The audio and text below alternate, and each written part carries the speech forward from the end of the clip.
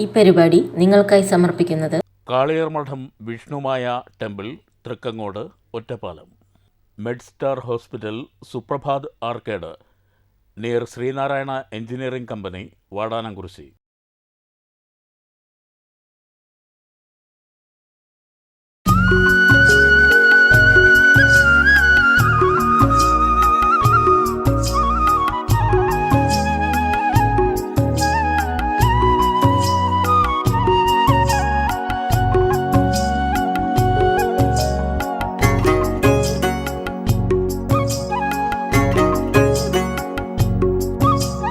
നമസ്കാരം. ആദ്യം ഈ കാർഷിക വിളകളിലേക്കൊക്കെ കിടക്കുന്നതിന് മുമ്പ് അതിശക്തമായ മഴ പെയ്യാണ് ഈ സമയത്ത്. പക്ഷെ ഒരു വീടും ആ പരിസരവും വളരെ വൃത്തിയായിട്ട് സൂക്ഷിക്കുക എന്ന് പറയുന്നത് വലിയൊരു ആഭാസം തന്നെയാണ്. പക്ഷെ ഇത് നമ്മളൊരു വീട്ടിലേക്ക് ചെല്ലുമ്പോൾ, നമ്മൾ ആ കൃഷിയിടത്തിലേക്ക് ഇറങ്ങുമ്പോൾ കൃത്യമായിട്ട് യാതൊരു വൃത്തികേടും ഇവിടെ കാണാനില്ല. അത് കൃത്യമായി തോട്ടം പരിപാലിച്ചിരിക്കുന്നു. അതുപോലെ വീടിന്റെ മനോഹാരിത അതെന്നിങ്ങനെ സാധിക്കുന്നു എന്ന് ആദ്യം അറിയണം. അത് ചെറുപ്പം അച്ഛൻ സ്ഥിരം അത് ഞാൻ ഇത് ചെയ്യും, കറക്റ്റായിട്ട് ചെയ്ത് വരുന്നുണ്ട്. പിന്നെ ഞാൻ ഡെയിലി രാവിലെ ഓരോ തൊടിയിൽ ഇറങ്ങും, വൈകുന്നേരത്ത് ഇറങ്ങും. അങ്ങനെ എല്ലാ ദിവസവും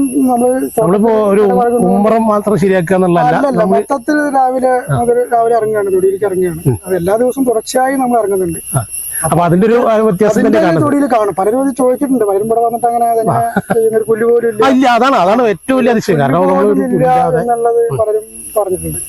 അത് വലിയൊരു കാര്യം എന്ന് വെച്ചാൽ നമ്മളിപ്പോ ഒരു സാധാരണ ഈ ഒരു മഴ സമയത്ത് എവിടെ ചെന്നാലും നമുക്ക് എത്ര നല്ല ഒരു തോട്ടത്തിൽ ചെന്നാലും അതിൻ്റെതായ കുറെ കാര്യങ്ങൾ കാണും. പക്ഷെ അതുകൂടി ഇവിടെ കാണുന്നില്ല എന്നുള്ളത് വലിയൊരു പ്രത്യേകതയാണ്. പ്രത്യേകിച്ച് മഴ നമുക്ക് ഇറങ്ങാൻ പറ്റാത്തൊരവസ്ഥയിലാണ് ഇപ്പൊ നിൽക്കുന്നത്. അതുപോട്ടെ, നമ്മൾ ഈ കാർഷിക മേഖലയിലേക്ക് അല്ലെങ്കിൽ കൃഷി ഒരു താല്പര്യമായി എടുത്ത് കാർഷിക മേഖലയിലേക്ക് എത്ര വർഷമായി ഇറങ്ങിയിട്ട്? ഞാൻ ചെറുപ്പം മുതല് അച്ഛനോടൊപ്പം നടന്നിട്ട് അങ്ങനെ ചെറുപ്പം മുതലേ ഇതിലേക്ക് ഇറങ്ങിയിട്ടുണ്ട്. ഞാൻ അങ്ങനെ ഇത്ര വർഷമൊന്നും ഇല്ല. ഞാനിപ്പോ സ്കൂളിൽ പഠിക്കുന്ന കാലത്ത് തന്നെ ഇങ്ങനെ ഇറങ്ങി. നമുക്ക് എന്തെങ്കിലും ചെയ്യാൻ പറ്റാവുന്ന സാഹചര്യം വന്നപ്പോൾ 15 വയസ്സിലൊക്കെ ഞാൻ പാടത്ത് മരുന്നടിച്ചിട്ടുണ്ട്. സ്ഥലങ്ങളിൽ അച്ഛനൊപ്പം നടന്നിട്ട് അങ്ങനെ പാടത്ത് കീടനാശിനി അടിക്കുക, അങ്ങനെയുള്ള മരുന്നടിക്കല് അങ്ങനെ ചെറുപ്പം മുതലേ ഞാൻ ചെയ്തിട്ടുണ്ട്. അപ്പൊ അത് തുടക്കം മുതലേ അങ്ങനെയാണ്. അച്ഛന്റെ പിന്നാലെ ഇങ്ങനെ ചെയ്ത് വന്നിട്ട് അങ്ങനെ ഒരു പരിചയമാണ്. ഇപ്പൊ ഇവിടെ കാണുമ്പോൾ നമുക്കൊരുവിധം എല്ലാ കാര്യങ്ങളും ഇവിടെ ഉണ്ട്. കവുങ്ങ്, തെങ്ങ്, ഒരു അത്യാവശ്യം ഒരു വീട്ടിലേക്ക് ഉപയോഗിക്കാവുന്ന പച്ചക്കറികളുടെ മുഴുവൻ എല്ലാ സംവിധാനങ്ങളുണ്ട്. ഇതിന് പുറമെ ഒരു ജോലി എന്നുള്ള നിലയിൽ ടൈലർ വർക്കും ചെയ്യുന്നുണ്ട്. ഇതും കൂടി എങ്ങനെ മെയിൻറ്റെയിൻ ചെയ്ത് പോകുന്നതും കൂടി അറിയണം. അതെ, അതൊരു ബുദ്ധിമുട്ട് തന്നെയാണ്. കാലത്ത് ഞാനെന്തായാലും കാലത്തിൽ 6:30 ഇതിലേക്ക് ഇറങ്ങും, കൃഷിയിലേക്ക് ഇറങ്ങും. 6 മണിക്ക് എഴുന്നേറ്റ് ഒരു 6:30 പാടത്തിറങ്ങും. ഒരു 3 മണിക്കൂർ എല്ലാ ദിവസവും ചെയ്യും. എല്ലാ തുടർച്ചയായിട്ട് 3 മണിക്കൂർ എക്സസൈസ് പോലുള്ള തുടർച്ചയായിട്ട് 9-9:30 വരെ പാടത്തായിരിക്കും. അത് കഴിഞ്ഞ് വന്ന് ഞാൻ നമ്മുടെ കാര്യങ്ങൾ നടത്തി അങ്ങനെ ഒരു 10-10 ആകുമ്പോഴേക്ക് ഞാൻ കടയിലെത്തി. തിരിച്ചു വരുന്നതിന് ഉച്ചയ്ക്ക് ഭക്ഷണം കഴിച്ചു, അപ്പൊ തന്നെ പോയി. പിന്നെ രാത്രി 10 മണിക്ക് വരുള്ളൂ. രാവിലെ കൃത്യമായിട്ട് 6 മണിക്ക് ഒരു 2-3 മണിക്കൂറോളം അതൊരു ശീലമാക്കി ഞാൻ തുടർച്ചയായിട്ട് പോയിക്കൊണ്ടിരിക്കുകയാണ്. വല്ല മുടക്കങ്ങൾ എവിടെയും പോണ്ടി വന്നാൽ മാത്രം ആ ദിവസം മാത്രമേ ഞാൻ പുറത്ത് ഇറങ്ങാതിരിക്കുള്ളൂ. അല്ലെങ്കിൽ മഴയാണെങ്കിലും ഞാൻ തൊപ്പി വെച്ചിട്ട് കട്ട് ചെയ്യും. മഴ എന്ന് പറഞ്ഞ് മടിച്ചു നിൽക്കണവരൊന്നും ഇല്ല. എനിക്ക് ചെയ്യാൻ പറ്റുന്ന പണി. പിന്നെ ഞായറാഴ്ച ദിവസം ഫുൾ ടൈം ഇവിടെ ഉണ്ടാവും. എവിടെയും പോകുന്നില്ലെങ്കിൽ ഫുൾ ടൈം ഇവിടെ തന്നെ ഉണ്ടാവും. അത്യാവശ്യം ഒരാളെ വിളിച്ച് ചെയ്യാൻ പറ്റുന്ന പണിയാണെങ്കിൽ ഒരാളെ ആ ദിവസം വിളിക്കും. ബാക്കിയുള്ളതെല്ലാം ഞാൻ സ്വയം തന്നെ ചെയ്യാം. അല്ലാതെ കൂലി ചെലവില്ല, എനിക്ക് ഒന്നിനും കൂലി ചെലവില്ല. മറ്റൊന്ന്, നമ്മളിപ്പോൾ ആരും പരീക്ഷിക്കാത്ത ഒരു കാര്യം ഇവിടെ ശ്രദ്ധപ്പെടുന്നത്, നമ്മൾ കുറേ റബ്ബർ മരങ്ങൾ ഇതിൽ നിൽക്കുന്നുണ്ട്. 100-100ഓളം റബ്ബർ മരങ്ങളുണ്ടെന്നാണ് തോന്നുന്നത്. ഇതൊരു ഇടവേളയായിട്ട് ഇഷ്ടം പോലെ കവുങ്ങുകളും കുരുമുളകും വെച്ചിട്ടുണ്ട്. ഈ ഒരു റബ്ബറിന്റെ ഇടയിൽ നമ്മൾ ഈ കുരുമുളകും കവുങ്ങൊക്കെ വെക്കുന്നത് നമ്മൾ ആദ്യമായിട്ട് കാണുന്ന ഒരു രീതിയാണ് തോന്നുന്നു. അല്ലെങ്കിൽ എല്ലാവരും ചെയ്യുന്ന ഒരു പ്രവൃത്തിയല്ല. അത്തരം ഒരു നിലപാടിലേക്ക് എങ്ങനെ വരാൻ കാരണം? അല്ലെങ്കിൽ അതിന് ലാഭം ഉണ്ടാവുന്നു അല്ലെങ്കിൽ നഷ്ടമായി തീരോ ഒന്നും പ്രതീക്ഷിക്കാതെ? തുടക്കത്തിൽ എനിക്ക് അത് വിജയിക്കാൻ തോന്നിയിട്ടില്ല. കാരണം പലരും പറഞ്ഞത് അത് റബ്ബറിന്റെ ഇടയിൽ ഒന്നും ഒരു പുല്ല് പോലും ഉണ്ടാവില്ല, ഒന്നും വിജയിക്കില്ല എന്നാണ് പലരും പറഞ്ഞു. പക്ഷെ ഞാൻ ആദ്യം കുരുമുളകാണ് ചെയ്തു വന്നത്. പിന്നെയാണ് ഞാൻ കവുങ്ങിലേക്ക് കടന്നത്. കുരുമുളക് ഇപ്പൊ ഈ വർഷം തന്നെ 1 കിൻഡലോളം, 1 കിലോന്റെ മേലെ ഈ റബ്ബർ തോട്ടത്തിൽ നിന്നുള്ള കുരുമുളക് മാത്രം ഈ വർഷം കിട്ടി. കഴിഞ്ഞ വർഷം 50 ആയിരുന്നു, അങ്ങനെ 40-50 അങ്ങനെ വന്നപ്പോ ഈ വർഷം വില കുറച്ച് കൂടുതലാണ്. അപ്പോ 1 കിൻഡല് ഞാൻ ഉണക്ക കുരുമുളക് ഈ വർഷം വിട്ടു. നമുക്ക് തീരെ വിള തന്നെ കിട്ടില്ല എന്ന് ഉദ്ദേശിച്ചിടത്താണ് റബ്ബറിന്റെ വിള എടുക്കുന്നുണ്ട്. അത് ഞാൻ തന്നെ ടാപ്പ് ചെയ്യും. അത് അതിന്റെ വഴിക്ക് പോകുന്നുണ്ട്. പക്ഷെ ഇത് ഇടവേളയായിട്ട് 1 കിൻഡലോളം ഈ വർഷം കിട്ടി. അപ്പൊ ഓരോ വർഷം അത് കൂടി വരുന്നുണ്ട്. ഒപ്പം തന്നെ കവുങ്ങിൽ നിറയെ കായ പിടിച്ച ഒരു അവസ്ഥയായിരുന്നു ഇപ്പൊ കാണുന്നത് എത്തിയിരുന്നത്. അപ്പൊ അത് ഏത് ഐറ്റം? അത് മംഗളയുടെ ഞാൻ വെച്ചിരിക്കുന്നത്. അത് ഞാൻ വാങ്ങി വെച്ചതല്ല, ഞാൻ വാങ്ങി വെച്ചത് വളരെ കുറച്ചേ ഉള്ളൂ. കാരണം റബ്ബറിന്റെ ഇടയിൽ ഒരു പരീക്ഷണമാണ്.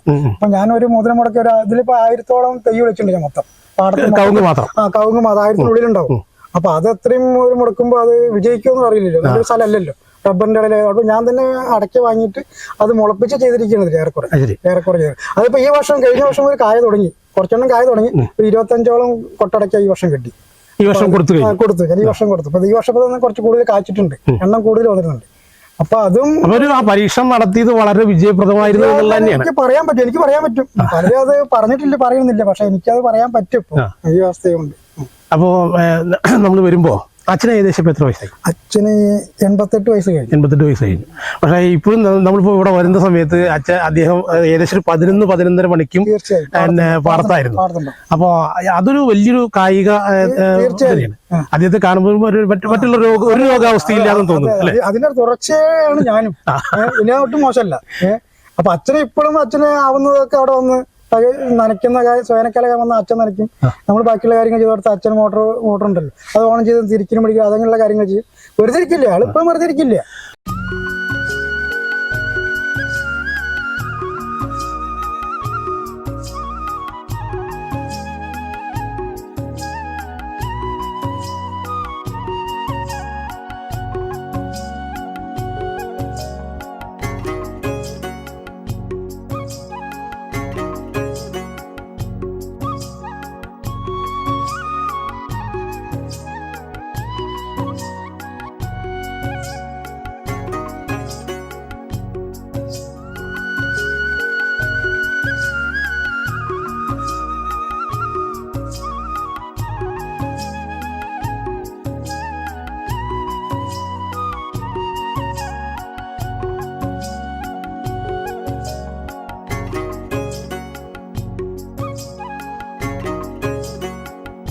ടൈലറിംഗ് എന്ന് പറയുന്നത് നല്ലൊരു മേഖലയാണ്, നല്ലൊരു വരുമാനമുള്ള മേഖലയാണ് ഇപ്പോഴത്തെ അവസ്ഥയിൽ.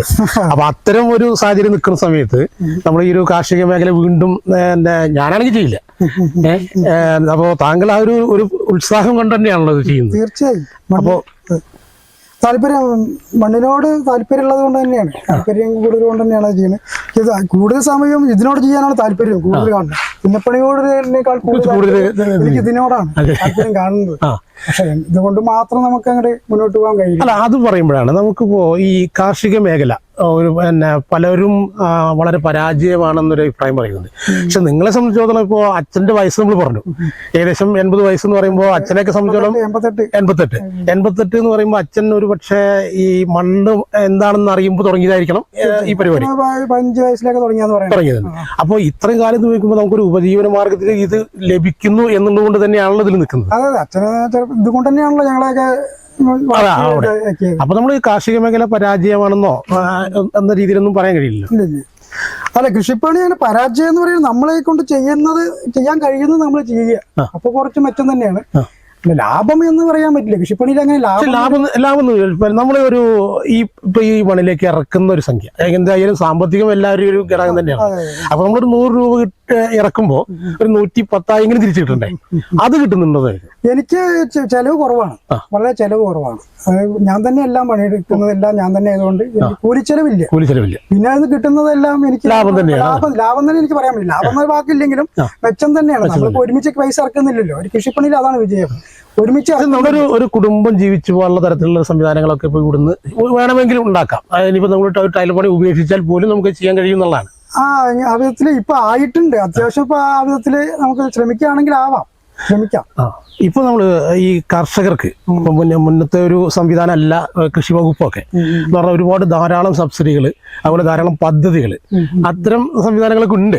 അതൊക്കെ എത്രത്തോളം നമുക്ക് നേരിടാൻ കഴിഞ്ഞിട്ട് അല്ലെങ്കിൽ അങ്ങനെ പിന്നാലെ പോവാറുണ്ടോ? അത് കൃഷിഭവനായിട്ട് യാതൊരു പോയിട്ടില്ല. അങ്ങനെയൊക്കെ നമ്മള് അങ്ങനെ അല്ല, സർക്കാർ നമുക്ക് യഥാർത്ഥ കർഷകർക്ക് അനുകൂലമായിട്ടുള്ള ഒരുപാട് സംവിധാനങ്ങൾ ഇപ്പൊ കൃഷിഭവൻ വഴി നടപ്പാക്കുന്നുണ്ട്. അതിൽ നമുക്ക് സബ്സിഡിയോട് കൂടി തന്നെ പല പരിപാടികളും നടപ്പാക്കുന്നുണ്ട്. പക്ഷെ അത് പല സ്ഥലങ്ങളിലും അർഹതയ്ക്ക് എത്തിപ്പെടുന്നുണ്ടോ വെച്ചാൽ അതൊരു വിവാദമാവുമെന്ന് ചോദിച്ചാൽ നമുക്കറിയില്ല. എങ്കിൽ പോലും നല്ലൊരു പദ്ധതികൾ നടപ്പാക്കുന്നുണ്ട്.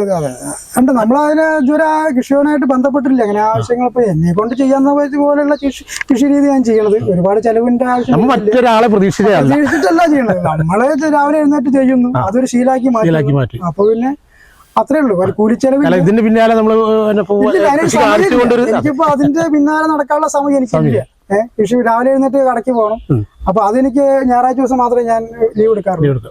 ബാക്കിയുള്ള ദിവസം വേണം. അപ്പൊ അതിനായിട്ട് മെനക്കെട്ട് പോകാൻ താല്പര്യമില്ല. എനിക്ക് സമയമില്ല. താല്പര്യമില്ല എന്നല്ല, സമയമില്ല. നമ്മളെ കൊണ്ട് ആവണത് ചെയ്യുക, അത് കിട്ടിയത് മതി, നഷ്ടമില്ലാത്ത വിധത്തിൽ ചെയ്യുക.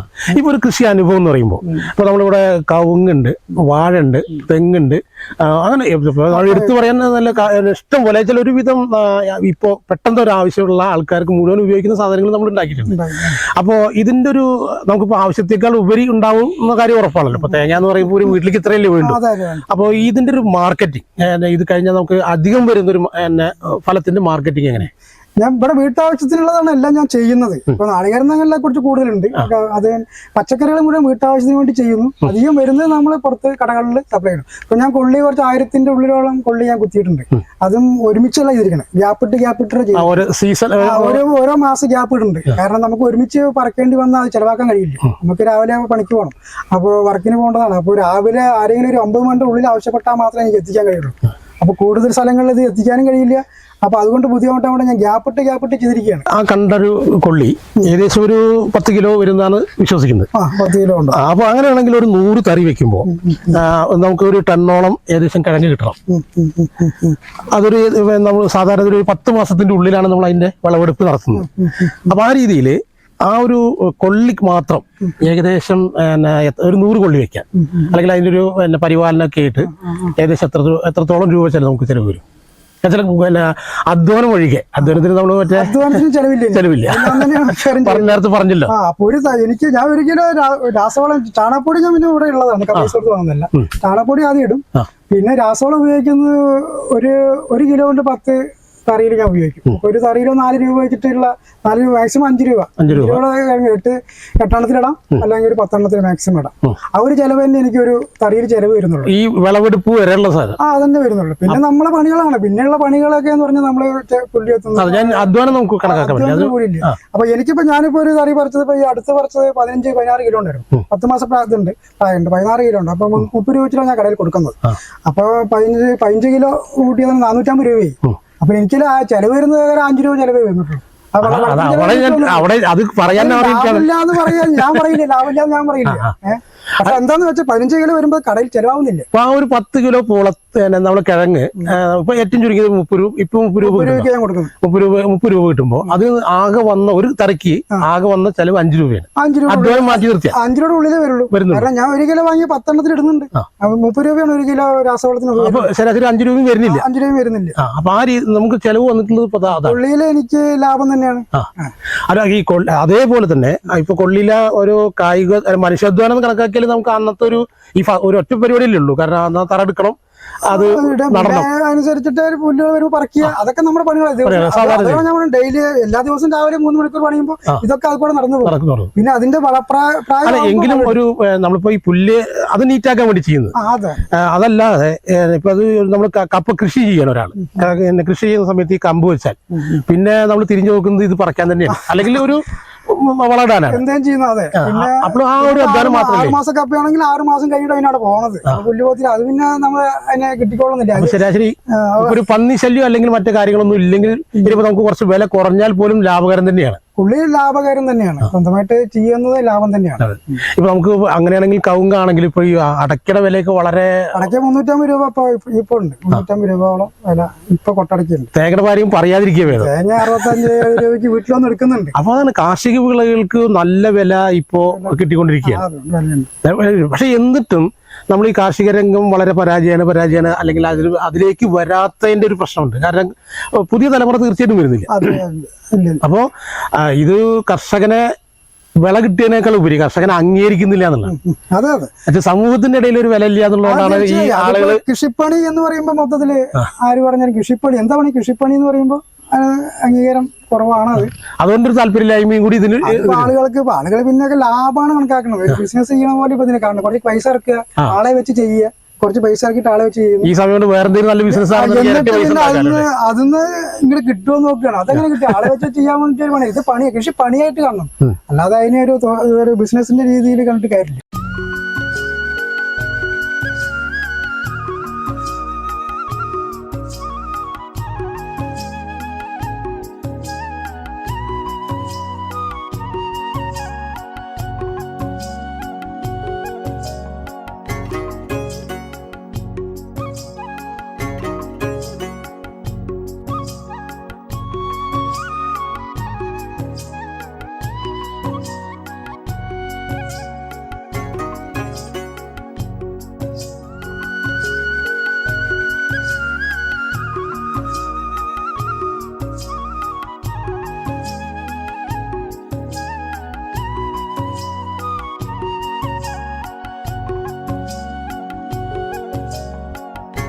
ഓം ശ്രീ വിഷ്ണുമായ സ്വാമിയേ നമഃ.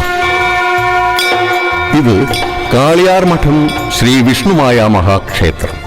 പാലക്കാട് ജില്ലയിൽ ചരിത്രവും ഐതിഹ്യങ്ങളും ഇടകലരുന്ന വള്ളുവനാടിന്റെ സ്ഥിരാകേന്ദ്രമായ ഒറ്റപ്പാലത്തിനടുത്ത് തൃക്കങ്ങോട് ഗ്രാമത്തിൽ സ്ഥിതി ചെയ്യുന്ന പാരമ്പര്യ കുലാചാരകർമ്മങ്ങൾക്ക് പ്രസിദ്ധിയാർജിച്ച പുണ്യപുരാതന മഹാക്ഷേത്രം. നിത്യജീവിതത്തിൽ നിങ്ങൾ അനുഭവിക്കുന്ന ഏത് പ്രശ്നങ്ങൾക്കും ജാതിമത ഭേദമന്യേ പരിഹാരമരുളുന്ന ഒരു മഹാശക്തി തലമുറകളായി ഈ മഠപ്പുരയിൽ പ്രഭ ചൊരിഞ്ഞു നിൽക്കുന്നു.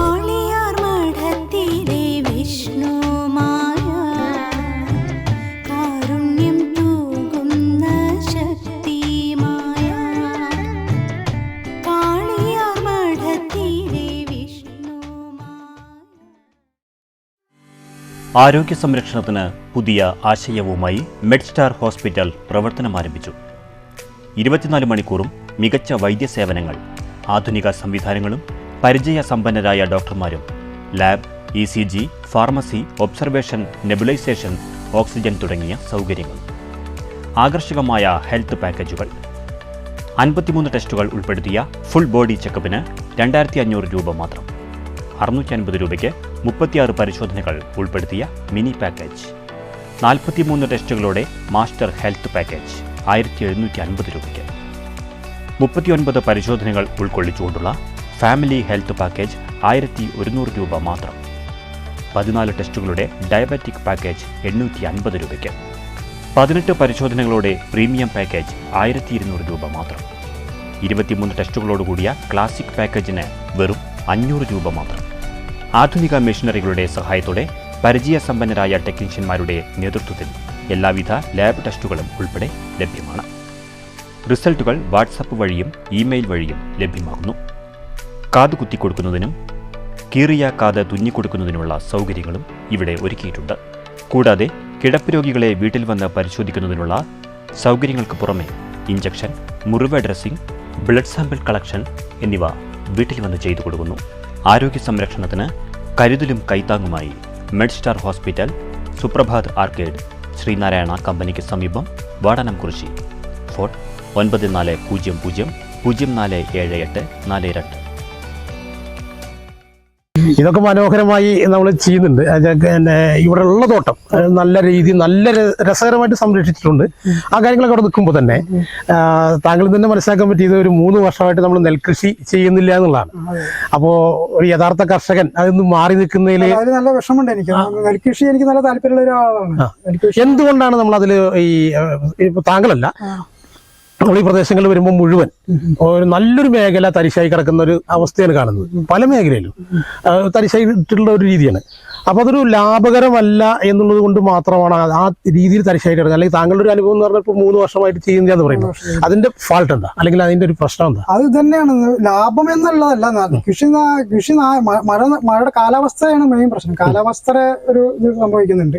നല്ല വിളവ് എടുക്കാറാകുമ്പോൾ മഴ വരിക, അത് നശിച്ച് കൊയ്തെടുക്കാൻ പറ്റാതെ വരിക.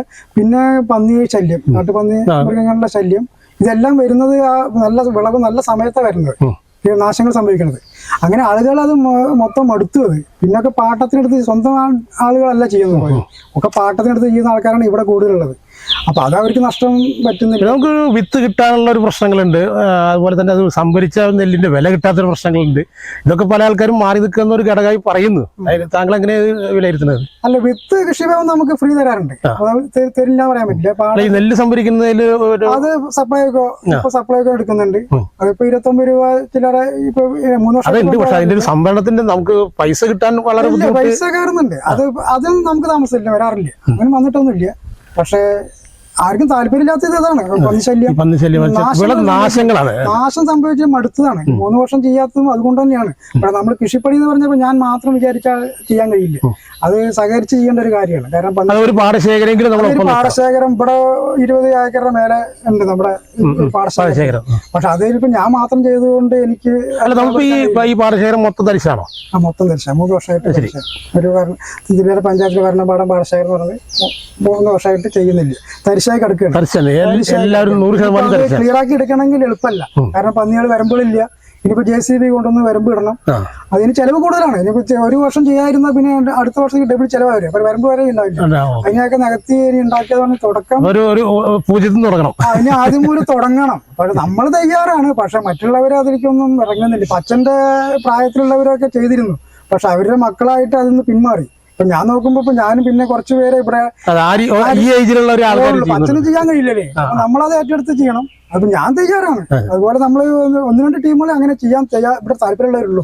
ബാക്കിയുള്ളവർ മക്കൾ അച്ഛന്മാരെ താല്പര്യമില്ലാന്നാണ്. ഇപ്പൊ നമ്മള് ഇവിടെ കണ്ട ഈ പന്നിശല്യത്തിന്റെ കാര്യം പറഞ്ഞപ്പോ ഇപ്പൊ ഈ ചേന, അതുപോലെ മറ്റുള്ള ഒരുപാട് പന്നിക്ക് ആകർഷിക്കാൻ തരത്തിലുള്ള ഒരുപാട് സാധനങ്ങൾ ഇവിടെ നിൽക്കുന്നുണ്ട്. പക്ഷെ അത് സംരക്ഷിച്ച് നിർത്തുന്നത് എങ്ങനെയാ? അത് ഞാൻ പെൻസിൽ വെച്ചിട്ട് കംപ്ലീറ്റ് വെച്ചിരിക്കുകയാണ്, നാലുപുറം ചെയ്തിരിക്കുകയാണ്. അത് സോളാറിന്ന് ബാറ്ററി ചാർജ് ചെയ്തിട്ട് അങ്ങനെ ചെയ്തിരിക്കുകയാണ്. അപ്പൊ അതുകൊണ്ട് മാത്രം നിലനിൽക്കുകയാണ്.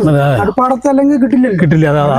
വരുന്നുണ്ട്, പക്ഷെ അവർക്ക് അത് ഇങ്ങോട്ട് പ്രവേശിക്കാൻ വഴിയില്ലാത്തതുകൊണ്ട് മാത്രം നിൽക്കുകയാണ്.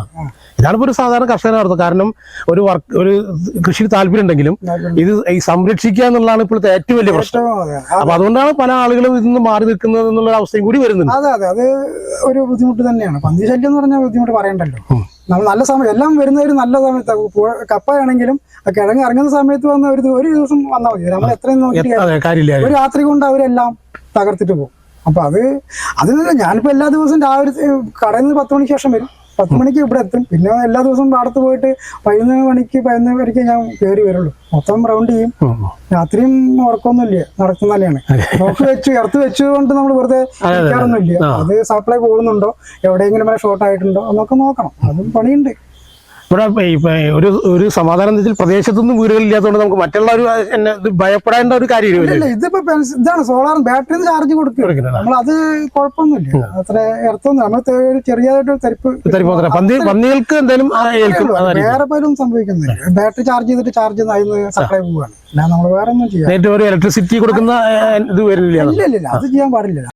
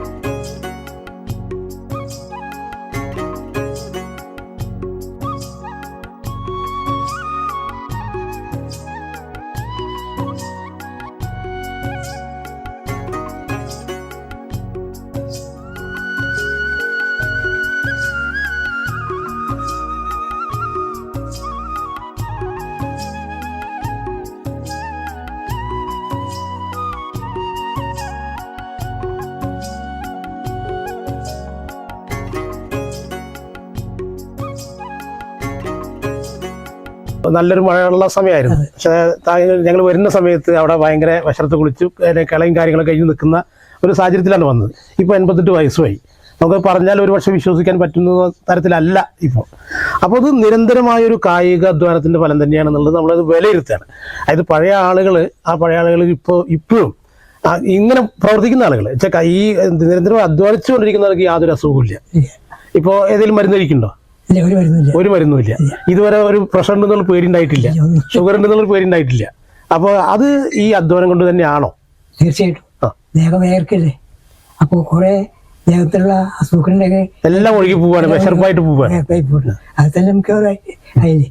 പിന്നെ ഭക്ഷണത്തിൻ്റെ കാര്യം എന്ന് പറയുന്നത് കണ്ടമാനം അങ്ങനെ നമ്മൾ നമ്മുടെ വീട്ടിലുണ്ടാവുന്ന സാധനങ്ങളാണ് കാര്യമായിട്ട് ഉപയോഗിക്കുന്നത്. അത് മറ്റൊരു ഘടകം. മാത്രമല്ല ഇപ്പോൾ ഈ മുൻകാലങ്ങളിൽ ഇപ്പോഴാണല്ലോ ഇങ്ങനെ ഒരു സൗകര്യം വന്നത്. മുൻകാലങ്ങളിൽ എന്ന് പറഞ്ഞപ്പോൾ നമ്മളൊരു പൂട്ടുകയാണെന്നുണ്ടെങ്കിൽ ഈ മുഖം വെച്ചെൻ്റെ പൂട്ടണം, അല്ലെങ്കിൽ അതിനൊരു അധ്വാനം. വെള്ളം കോരുകയാണെങ്കിൽ ഏത്തം കൊണ്ട് കോരണം. അപ്പോൾ നമ്മുടെ നല്ലൊരു കായിക അധ്വാനം പഴയകാല ആളുകൾക്കുണ്ടായിരുന്നു.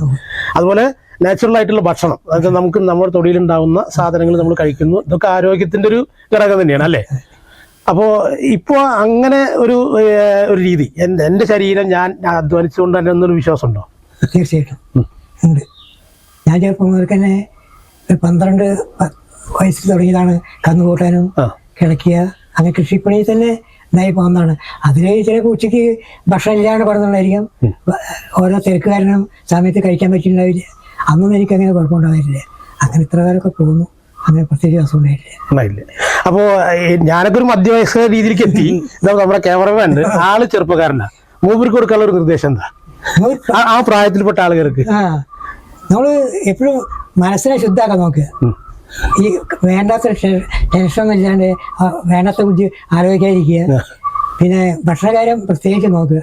നമ്മൾക്കൊരു സദ്യക്കൊക്കെ പോകുകയാണെന്ന് വെച്ചാൽ വേണ്ട ഭക്ഷണം മാത്രം കഴിക്കുക. ബാക്കി ഒരു വേസ്റ്റേ കഴിയുക, അല്ലെങ്കിൽ കണ്ണമാനം വായി തിന്നുക, അതൊന്നും ചെയ്യാൻ പാടില്ല. നമ്മുടെ വിശപ്പിനനുസരിച്ച് ഭക്ഷണം കഴിക്കുക. പിന്നെ ആവുന്ന മനസ്സിനെ ടെൻഷൻ കൊടുക്കാതിരിക്കുക. അങ്ങനെ എന്തെങ്കിലും വരുന്ന സമയത്ത് നമ്മൾ എന്തെങ്കിലും പോയി പണിയുക.